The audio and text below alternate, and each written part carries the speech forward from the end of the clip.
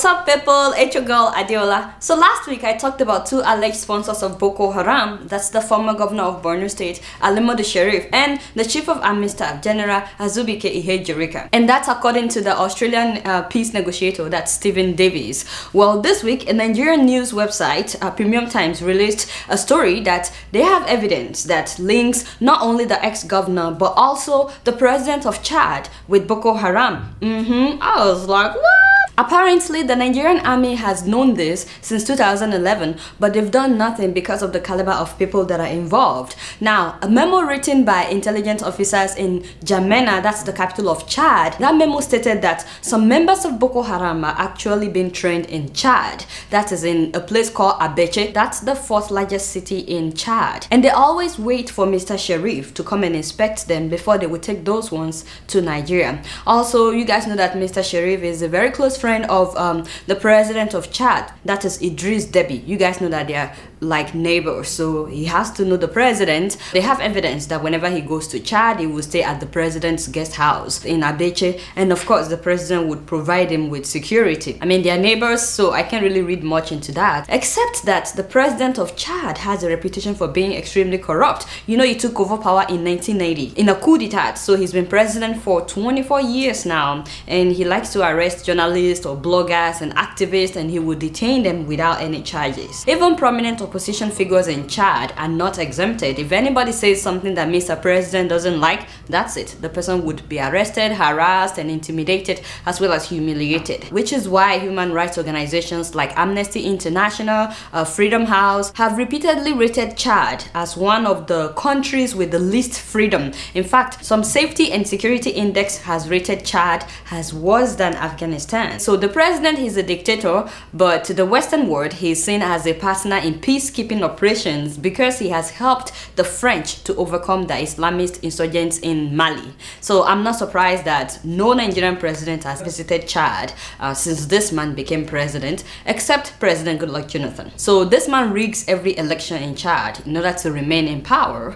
In fact, he got rid of term limits completely, and according to this report by Premium Times, during the last presidential election that he rigged in 2011, Aman Alimadu Sheriff provided the Chadian president with 35 vehicles for security and lots of money. Allegedly though, he also used Boko Haram in the places where some of his soldiers have refused to cooperate, because you know some of his soldiers are also getting tired of him.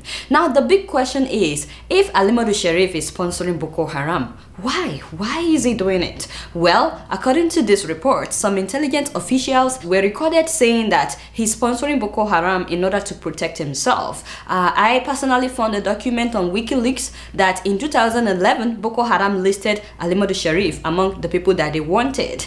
They accused him then of being part of how their first leader, that is Mahamadou Yusuf, how their first leader was killed. By the way, you guys can find a lot of things on WikiLeaks, you know, if you just type in keywords, you know, like Alimadu Sheriff or Boko Haram. You get what I'm saying? Yeah, you can do your own research. This report also suggests that Alimadu Sheriff is sponsoring Boko Haram in order to cover up financial irregularities that he committed when he was the governor of Borno State. And also, he's doing it to make sure that he continues to remain powerful, even if he's no longer in office. Now, since this report came out, Mr. Sheriff has refused to comment. He has refused to say whether it's true or not. And I think he needs to say something. We need to know. Even the Nigerian Defense Headquarters and the Nigerian government also declined to comment on this issue. But I'm saying that why can't the court investigate and declare these people either guilty or not guilty? Let the court do its job now. And now what has been pissing people off is this picture of Nigerian president sitting with the president of Chad and Alimadu Sheriff. Can you imagine? While the man is being investigated. We all know that Alimadu Sheriff is a friend of the president, but you don't have to throw it in our face like that. To be fair though, the presidency released a statement that Mr. President is not trying to protect Alimadu Sheriff, that Sheriff was already in Chad, that he didn't travel with the president, and that he came to welcome the president at the airport. So they are saying that these pictures were taken at the airport, including this one. They said that it's the presidential wing of the airport. I said, but you should know now. You should know that this will make people question the integrity of the president. president. So as soon as the president saw Sheriff coming, you know, shake his hand from afar like the Ebola handshake. It's good to see you. You can just stay where you are. We can talk later. Don't get too close. Touch not my anointed. Touch not my anointed. Mr. Kola, can you please usher Mr. Sheriff into the reception area? Yes, I will join you guys later. Just, you know, yes. I'm not saying that he should defriend the guy. We all know that they are like buddy. But right now, you don't have to associate yourself with him where everybody will see him, because people will start talking. They will start talking. There's nothing I've talked about today, by the way, that Mr. President doesn't know. I'm not saying that Jonathan has anything to do with Boko Haram. I beg you, don't quote me. I'm just saying that he's a very close friend of Alimadu Sheriff, and he needs him in order to win the coming election. Sure, you get it? Yes, thank you. And speaking of election, by the way, have you guys seen that poster? Bring back good luck Jonathan 2015.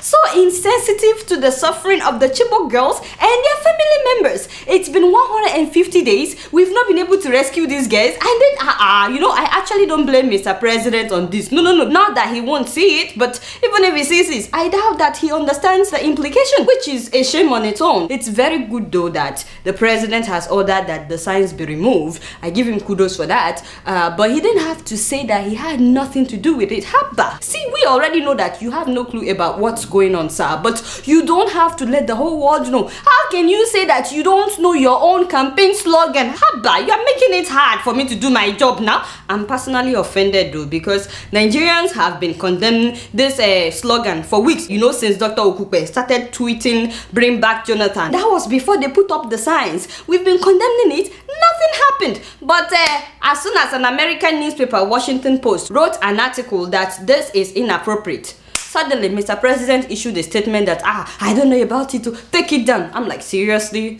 So you only hear when outsiders are talking? The rest of us, we are nobody, eh? Why now? Don't get me upset, so daddy. But you know what pains me is that if this Australian man had mentioned people that are not influential or people in the opposition party, by now the federal government would be on their neck. Remember, there was a time they told us that the opposition party is the one behind Boko Haram. Because it's 90% of all the insurgency is in states controlled by that political party. 90% of those campaigning to bring Achiba are also members of that party. Has the media ever analyzed it? So if that man had named someone in the opposition party, by now the federal government will be on their neck. Oh, eh? Why now? Is it because these people are in PDP and you are taking the issue lightly? Seriously, at this crucial time in Nigeria, when election is approaching, if this is the best that the Nigerian government can offer us, now that's a shame. I think this is the time for the present administration to prove that they are not corrupt and to prove that they have the best interest of the people in mind. Eh? And they want us to vote for them again in 2015. Isn't this the time you should make people happy? Do things that people will be like, I have to vote for this person.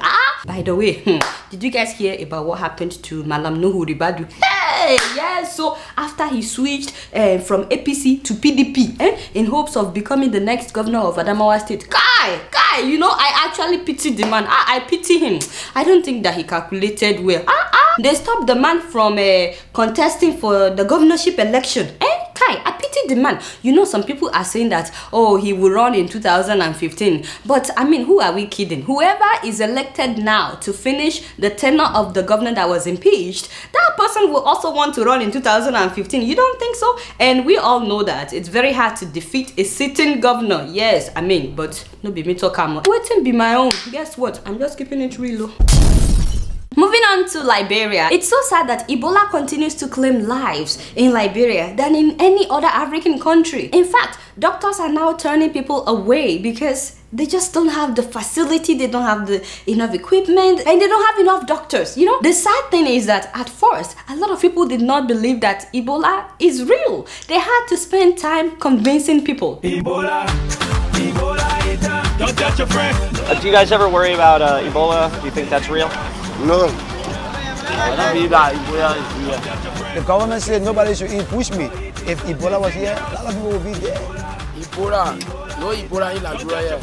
That video is a couple of months old now. They had to spend a huge amount of time convincing people that this thing is real. So by now, I believe that everybody knows that the thing is real. But you know, one thing that worries me is that a lot of Liberians are writing me that there is no public record of all the money that is being donated to Liberia to fight Ebola. But what is going on now? When will you put out a public record of all the money that is being donated and how the money is being spent? You have to do this so that people won't start talking. I know it takes time, but really, so many individuals, the international community, government bodies, and non-government organizations have donated millions of dollars for Liberia alone, and I think that it would be good that they have a public record so that people won't start talking. For example, they are saying that many Ebola patients are starving. They said they are starving. I saw the video of this man who escaped to go and steal food because he was starving.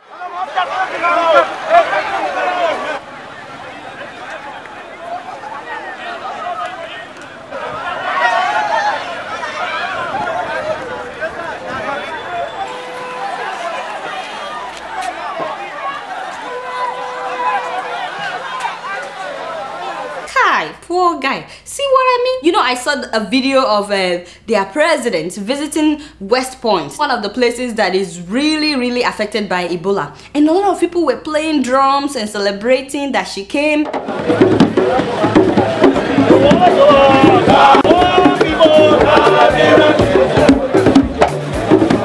In fact, some people had posters that now that she's here, that they've defeated Ebola. And I'm thinking, people are dying. What kind of protocol are we still observing? Putting up a ceremony when people are dying. To be candid, I think that our main contributor to the spread of this virus is the failure of the government to take care of basic amenities in the first place. You know, if everyone has electricity in Liberia, which they don't, you know that they'll be able to talk to people on TV about the reality of Ebola and how to prevent it, instead of having to go from house to house to tell people that, hey, look here, my friend, this thing is real. Many people had already contracted the virus now. Also, I can't imagine the ambulance that are taking people to the hospital on some of these roads. Abba, really? For this not to happen again in Liberia and in all other countries as well, we have to take some drastic steps and put some structures in place. First of all, basic amenities. It's time. I know that the war did a huge damage, but it's time to rebuild Liberia. We need to rebuild the roads and provide electricity for everybody, not just for some people in the city, and water. Please, it's time to do that. I'm hoping that the Liberian government will put this into factor. Don't just visit people to know if they got food as one of the relief efforts for Ebola. No, we need to think beyond Ebola right now, because when Ebola is over, we have to make sure it doesn't come back. The schools have to be rebuilt so that everybody, whether rich or poor, would have access to good quality education, because I believe that this thing is spreading also due to lack of education. We need to rebuild our schools. But what do I know? You guys know I don't know much. Guess what? I'm just keeping it real. Hey, I beg, give me 1 minute. Give me 1 minute, I beg. Hey, now. I thought my eyes were deceiving me. Haba. Hey, whoa. The first lady of Zimbabwe has come again, no. She has come again, no. Hey, Gucci Grace. I mean, disgrace, like some people call her. Not like disgrace, but like this. Never mind. You know what I mean. Yes. Sometimes you just open your mouth. You just throw a bombshell bagger like that. This thing is very dangerous. It's dangerous, eh? Just imagine saying that her husband, Robert Mugabe, is the poorest president in the whole world. Oh, Lord. You know that not long ago, the husband also announced to the world that, this year, that he's only getting paid $4,000 that he has cut down. As if people should pity him like, hey, yeah, Mugabe is only getting $4,000 in a month. Kai. And I cannot believe that you guys refuse to pity the man. It is your fault, my people, because you did not pity the guy. See, now the woman also came out to announce that her husband is the poorest president in the whole world. Let me hear your God forgive you. See, this is why I say you guys are too bold. Haba. But you know, I can't help but wonder exactly what does this woman drink before giving a speech, because it's starting to look like somebody has diarrhea of the mouth. Haba. It's becoming really irritating now. Wasn't it in August that she threatened the deputy justice minister, that is Fortune Chassis, in front of everybody? I might have a small fist, but when it comes to fighting, I will put stone inside my fist to enlarge it. I can even put on gloves to make it bigger. So my friend, do not doubt my capabilities. Right in front of everybody, I'm telling you. Let's take a look at other things that she said. I am a village girl. Actually, nobody is arguing about that. We know that already. But I am the queen of this country. I came from you. And when I was chosen by Mugabe, I said, God has lifted me up. And I want to use my position to lift others. She said that? Okay. I did not choose to be here. It was God's choice. Point of correction. I actually disagree with that. I mean, wasn't she married to another man when she started doing it with Mugabe? She was still married to another man, right? I mean, no baby talk. You know I don't gossip. My life is not about showing off. I am a humble person. Oh, Lord have mercy. You know, God is so patient. God is so patient with a lot of people, especially when they do what they want to do and then they bring God into the equation. Now it is God that chose you, eh? Now, in case anyone doesn't know, Mugabe and his wife own one of the largest integrated dairy enterprise in all of Southern Africa, for which they've spent more than $20 million, money taken out of bank, never returned to the bank. Years back, this humble wife was accused of looting a low-cost housing scheme that was meant for civil servants in Zimbabwe. She used the money to build a 3-story mansion in Harare known as Graceland. That house was later sold to the late Gaddafi for $3 million. $3 million. Then she built another mansion in a place called Shifhu. How humble. And that is different from their multi-million-dollar private Borodale mansion where the first couple now live. Even though the presidency denied it, there was a time that he bought a $5 million house for the daughter when she went to study in Hong Kong. By the way, the first lady said these things while addressing traditional chiefs who gathered to show their support for her political ambitions. Yes, she's now into politics, you know, trying to take over from the husband whenever he dies. Let's see what she said about that. I never said I wanted to join politics. Excuse me. I never had that in mind, but recently people came and asked me to join. Seriously? When will somebody talk sense into this couple? Really? 34 years under your family is enough. Let other people take over. Now you're making it look as if it is people that are pushing you. You know, there is God though. In anything we are doing, there is God though. But you guys know I don't know anything. Chai! I'm just keeping it real. So I recently got an email from a Ghanaian viewer accusing me of turning blind eyes to a very serious issue, and I must agree with this viewer that the issue of where you wee-wee and where you poo-poo is a very serious issue. Yes, apparently in Ghana, some people like to go and do their business by the beach. Out in the open. What? Listen to what the viewer said. Dear Adeola, people defecate at the shore every morning in Ghana. They call it unkwano. I didn't know that. This must stop. This must stop. Yes. Oh, wait a minute. I think it has more. This must stop. Even though the fishes are fatter and tastier because they eat human excreta. What? Oh my God! Oh my God!